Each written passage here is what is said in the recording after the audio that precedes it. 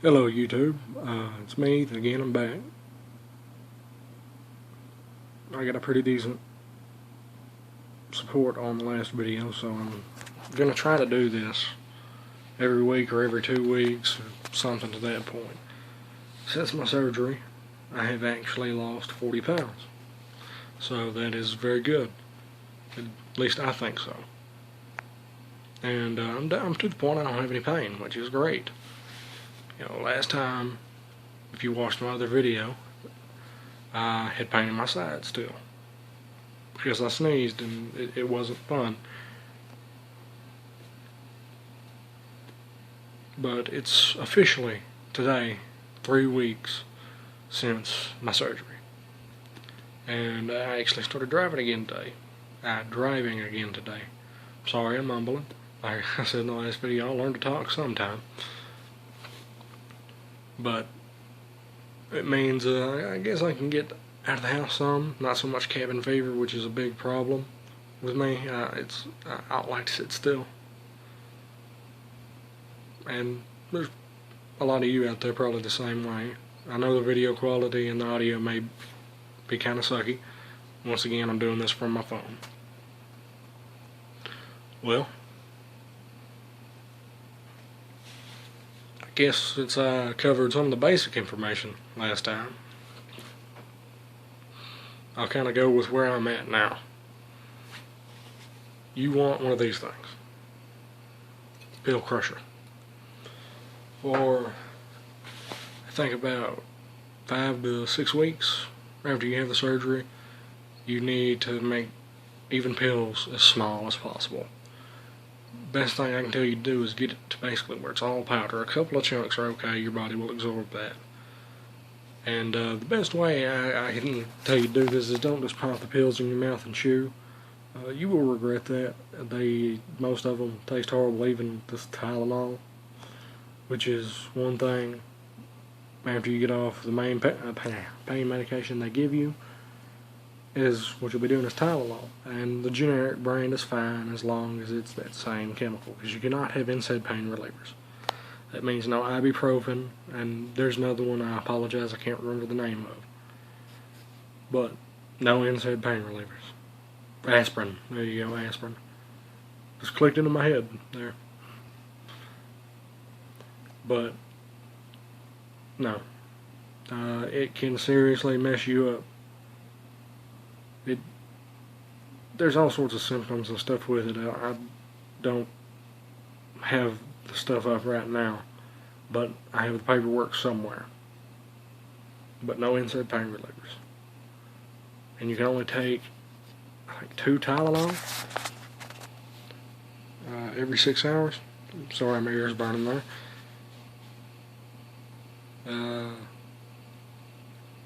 Because if you take too much Tylenol, it'll mess up your liver, which is another thing to keep track of. I'm trying to think here. I'm sorry. I should be more prepared.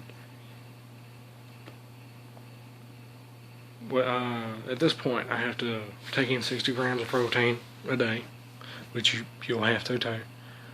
And tomorrow, I will officially be able to start eating semi-solid foods like yogurt and stuff. And if you remember last video, I talked about a guy who popped his stomach with yogurt. That's why you never want to try to do things early. You always want to listen to your doctor, and most of this should be common sense. But I am so glad that I will be able to start chewing things again.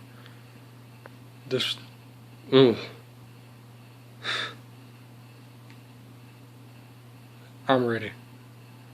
The liquid diet absolutely sucks, but you have to go through it. And I'm still on, like, the protein. It's a meal replacement stuff. They actually gave me this cup.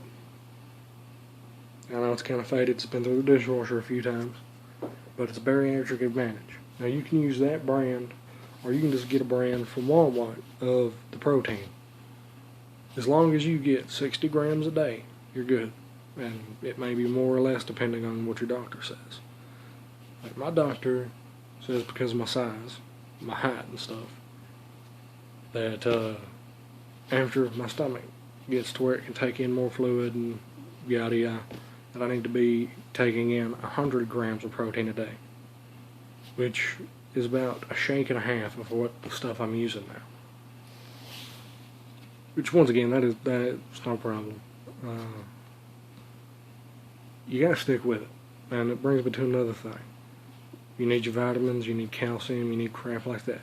The easiest thing I can tell you to do is, it's actually really easy. You can go buy a bottle of the cheap, children's Flintstone vitamins. Take one when you wake up in the morning and one in the afternoon. And the reason to do that is if you just take one of the big ones, you're not going to be able to absorb everything. Especially if you take in other food or water or Gatorade, tea, whatever you may be drinking. Because you only have part of your stomach now with the gastric sleeve.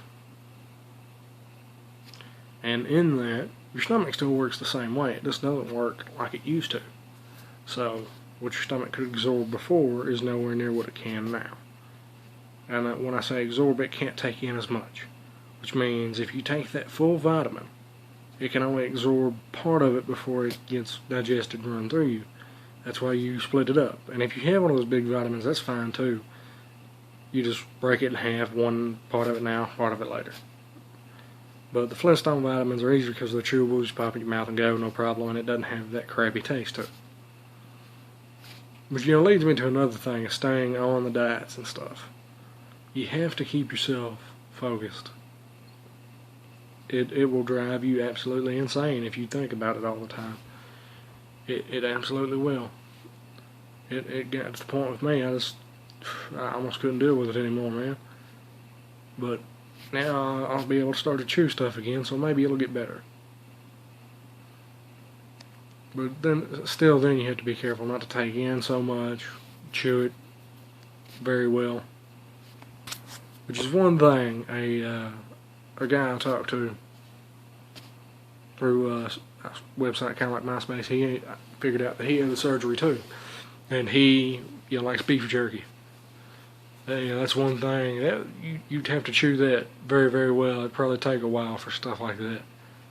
But you can still have stuff like that because, for the most part, it's protein. And they want you to take in as much protein as you can. And the reason for that is the more protein you take in, the more body fat that your body can actually break down. Because it will, essentially, with the movement and exercise, it'll break down the body fat and build muscle. So that's a good thing.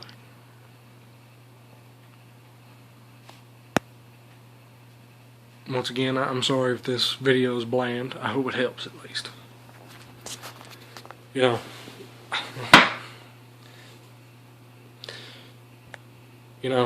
Honestly, I didn't think that the first part of the surgery was going to be so hard.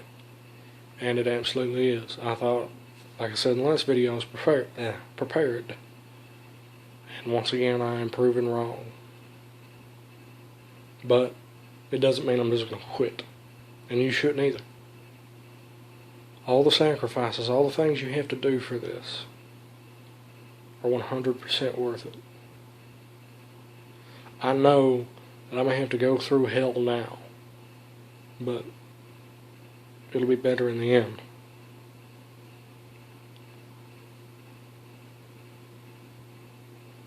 And everything I have to stick to is part of that. I have to take my vitamins every day. I have to take calcium every day.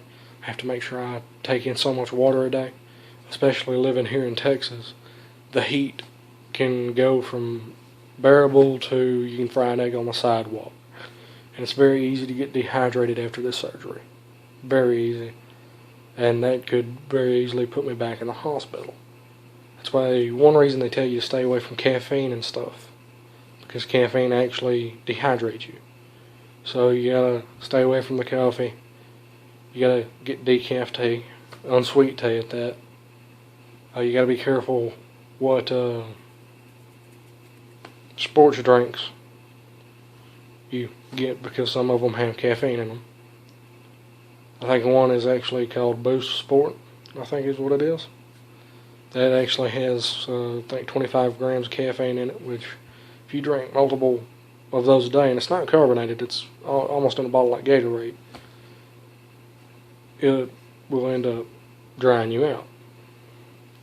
And stuff like that you want to avoid.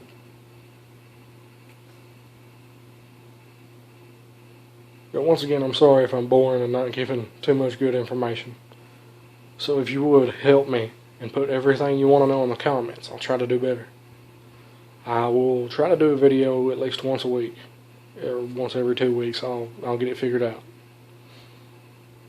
But I'll try to keep this posted, and once again, I hope this helps somebody. So, I'll see you next time.